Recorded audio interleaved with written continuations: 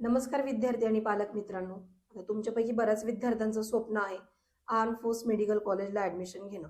पण त्या कॉलेजला ऍडमिशन घेणं एवढं सोपं नाही, कारण कट ऑफ जर तुम्हाला माहित असतील 650च्या पुढे जर तुम्हाला मार्क असतील तर त्या कॉलेजला तुम्हाला ॲज अ डॉक्टर म्हणून जाता येतं.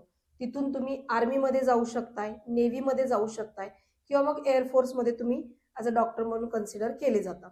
पण त्यालाच अनुषंगाने आपण एक दुसऱ्या कोर्सविषयी बोलणार आहोत की तो कोर्स जर तुम्ही केला तर तुम्ही डायरेक्ट या 3 ठिकाणी प्लेस होऊ शकताय. तो म्हणजे आहे BSc नर्सिंग. BSc नर्सिंग तुम्ही आर्म फोर्समधून करू शकताय. त्याच्याने तुम्हाला खूप चांगले जॉब ऑपॉर्च्युनिटी मिळते. तर त्याच कोर्सविषयी आपण बोलूया. त्याचा क्रायटेरिया काय आहे? कुठले विद्यार्थी त्याला अप्लाय करू शकतायत? तुम्हाला नीटमध्ये किती स्कोर असेल किंवा मग तुमची एज लिमिट काय आहे? सगळ्या विषयी आज आपण बोलणार आहोत. सगळ्यात पहिलं आपण तिथल्या क्रायटेरियाविषयी बोलूयात. जे विद्यार्थी आत्ता फ्रेशर आहेत, म्हणजे जे आता जस्ट 12वीची एक्झाम देणार आहेत, असे विद्यार्थी त्या कोर्सला अप्लाय करू शकतायत.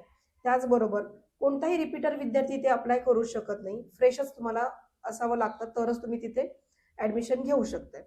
त्याच्यानंतर तुम्हाला 12वीमध्ये 50% असणं कंपल्सरी आहे. जर तुम्हाला 50% असतील तरच तुम्ही तिथे ऍडमिशन घेऊ शकताय. त्याचबरोबर तुमचे जर सब्जेक्ट आहेत फिजिक्स, केमिस्ट्री, बायो आणि इंग्लिश, हे 4 सब्जेक्ट असणं तुम्हाला कंपल्सरी आहे. 12वीच्या क्रायटेरियामध्ये हे सुद्धा येत असतं. त्याच्यानंतर तुमचं वर्ष हे 17 वर्ष पूर्ण पाहिजे, तर तुम्हाला हा फॉर्म अप्लाय करता येतं. अदरवाईज तुम्हाला तिथे अप्लाय करता येत नाही. आता जर आपण त्यांच्या क्रायटेरियाविषयी बोललो तर त्याच्यामध्ये जे विद्यार्थी आहेत, जे विद्यार्थी कॅटेगरीमधून येतात, त्या विद्यार्थ्यांना SC किंवा ST कॅटेगरीचा जर विद्यार्थी असेल तर त्यांची हाईट ही 147 सेंटीमीटर लागते. तर तुम्हाला तिथे पुढच्या स्क्रीनिंगसाठी वगैरे बोलवलं जातं. त्याच्यानंतर तुम्ही OBC मधून असाल तर 150 सेंटीमीटर तुमची हाईट पाहिजे. त्याचबरोबर जर तुम्ही ओपन मधून असाल तर 152 सेंटीमीटर तुमची हाईट पाहिजे, तरच तुम्हाला पुढच्या प्रोसेसमध्ये घेतलं जातं. याची प्रोसेस कशी असते?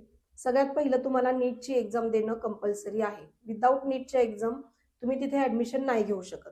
तुम्हाला नीटची एक्झाम देणं कंपल्सरी आहे. नीटमध्ये तुम्हाला कमीत कमी 350 ते 400 मार्क तुम्हाला आले पाहिजेत.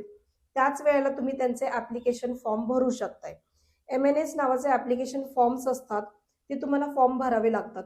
त्याच्यामध्ये मग तुमचं शॉर्टलिस्ट होते. त्याच्यानंतर मग तुमचा इंटरव्ह्यू होत असतो. ही सगळी प्रोसेस त्यांची असते. पहिलं म्हणजे नीटमध्ये पास होणं गरजेचं आहे. त्याचबरोबर तुम्हाला 350च्या पुढे मार्क्स येणं गरजेचं आहे. त्याच्यानंतर त्यांचे ऍप्लिकेशन फॉर्म हे निघत असतात. त्यांचे ऍप्लिकेशन फॉर्म हे आहेत, त्यांची जी वेबसाईट आहे joinindianarmy.nic.in, ही त्यांची ऑफिशियल वेबसाईट आहे. तुमचा जेव्हा रिझल्ट लागल्यानंतर 7 दिवसानंतर त्यांचे फॉर्म चालू होतात. त्यावेळेस या वेबसाईटला जाऊन तुम्ही तुमचे ऍप्लिकेशन फॉर्म भरू शकताय.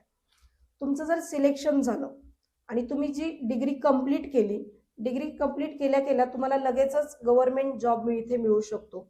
जेव्हा तुम्ही डिग्री स्टार्ट करताय किंवा जॉब स्टार्ट करता आहात त्यावेळेस कमीत कमी तुम्हाला सॅलरी ही 80,000पासून सुरुवात होत असते. म्हणजे खूप चांगल्या प्रकारची सॅलरी ही तुम्हाला मिळत असते आणि डायरेक्ट गव्हर्नमेंट जॉब इथे तुम्हाला मिळत असतो. मिनिमम 80,000पर्यंत सॅलरी तुम्हाला मिळत असते.